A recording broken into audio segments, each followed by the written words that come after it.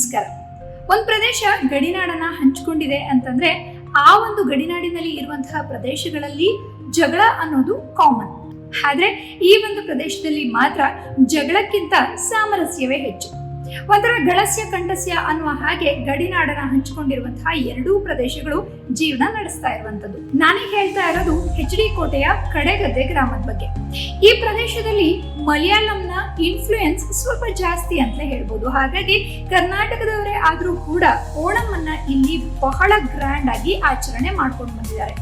ಆದ್ರೆ ಇತ್ತೀಚೆಗೆ ಆಗಿರುವಂತಹ ಒಂದು ಪ್ರಮುಖ ಬದಲಾವಣೆ ಅಂತಂದ್ರೆ ಬಲಿ ಚಕ್ರವರ್ತಿಯ ಜೊತೆಗೆ ಗಣಪನನ್ನು ಕೂಡ ಇಲ್ಲಿ ತಂದು ಕೂರಿಸ್ತಾ ಇದ್ದಾರೆ. ಹೌದು, ಖಂಡಿತ ನಿಮ್ಗೂ ಆಶ್ಚರ್ಯ ಆಗ್ಬೋದು. ಬುಡಕಟ್ಟು ಜನಾಂಗದವರೇ ಹೆಚ್ಚಾಗಿ ವಾಸಿಸುವಂತಹ ಕಡೆಗದ್ದೆ ಗ್ರಾಮದಲ್ಲಿ ಸಾಕಷ್ಟು ವರ್ಷಗಳಿಂದ ಗಣಪತಿ ಹಬ್ಬವನ್ನ ಅಷ್ಟಾಗಿ ಗ್ರ್ಯಾಂಡ್ ಆಗಿ ಆಚರಣೆ ಮಾಡ್ತಾ ಇರಲಿಲ್ಲ. ಇತ್ತೀಚೆಗಷ್ಟೇ ಆ ಒಂದು ಪದ್ಧತಿ ಆರಂಭವಾಗಿದೆ.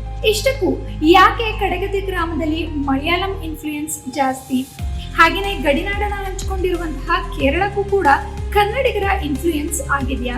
ಇದನ್ನೆಲ್ಲ ತಿಳ್ಕೋಬೇಕು ಅಂತಂದ್ರೆ ಜನಧ್ವನಿ ರೇಡಿಯೋ ನಮಗೆ ನೀಡಿರುವಂತಹ ಈ ಒಂದು ರೋಚಕ ಕಥೆಯನ್ನ ನೀವು ಓದಲೇಬೇಕು.